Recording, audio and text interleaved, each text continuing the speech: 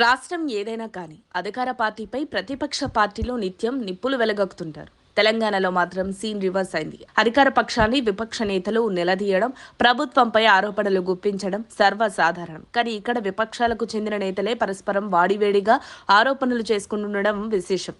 కాంగ్రెస్ ప్రభుత్వం అధికారంలోకి వచ్చి 2 ఏళ్లు పూర్తయిన సందర్భంగా ప్రజాపాలన, ప్రజా విజయోత్సవ కార్యక్రమాన్ని నిర్వహిస్తోంది.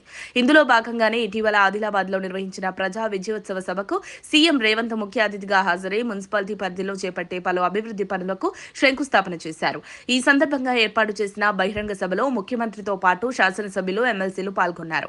అదే సభలో ప్రస్తుత బీజేపీ ఎమ్మెల్యే పాయల శంకర్, ఎంపీజీ నగేష్ కూడా పాల్గొన్నారు. వీరిరువురు బీజేపీ పార్టీకి చెందినవారైనప్పటికీ అధికార పక్షం నేతలతో వేదికను పంచుకోవడం, ముఖ్యమంత్రిని ఓ రేంజ్ లో పొగుడుతూ మాట్లాడడం, ప్రశంసించడంతో మరో విపక్ష పార్టీ బీఆర్ఎస్ కన్లు మండి వీరిపై ఎలాగైనా బురద జల్లాలని అస్త్రంగా మార్చుకుంది. కాంగ్రెస్, కమలం పార్టీల కుమ్మక్కయ్యాయని ఆరోపించింది.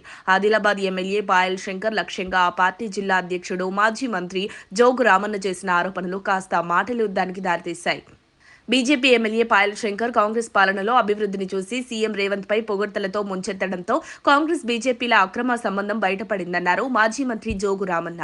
స్వలాభం కోసం ఎమ్మెల్యే స్థాయిని దిగజార్చి స్థానిక ఎమ్మెల్యే పాయల్ శంకర్ సీఎం రేవంత్ రెడ్డితో కలిసి సీసీఏ పరిశ్రమను ప్రైవేటు పరం చేసే దిశగా ఆలోచనలు చేయడం బయటపడిందని ఆరోపించారు. దీనికి కౌంటర్ గా బీజేపీ ఎమ్మెల్యే పాయల్ శంకర్ ఇలా సంచలన ఆరోపణలు చేశారు.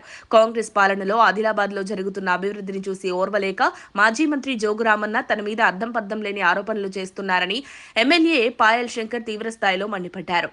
గత 10 ఏళ్ల బీఆర్ఎస్ హయాంలో నువ్వేం చేశావని జోగు రామన్నని ప్రశ్నించారు. సీఎంను అభివృద్ధి గురించి అడిగితే బ్రోకరిజం, లాలోచి అంటూ మాట్లాడడం సరికాదన్నారు. బీఆర్ఎస్ హయాంలో జోగు రామన్న చేసిన బ్రోకరిజం, అక్రమ సంబంధాల ఆధారాలు గులాబీ బాస్ కేసీఆర్, మాజీ రాజ్యసభ సభ్యుడు సంతోష్ రావులు సీడీల ద్వారా వాళ్ళు భద్రపరుచుకున్న విషయం మరిచిపోయావా అని గుర్తు చేశారు.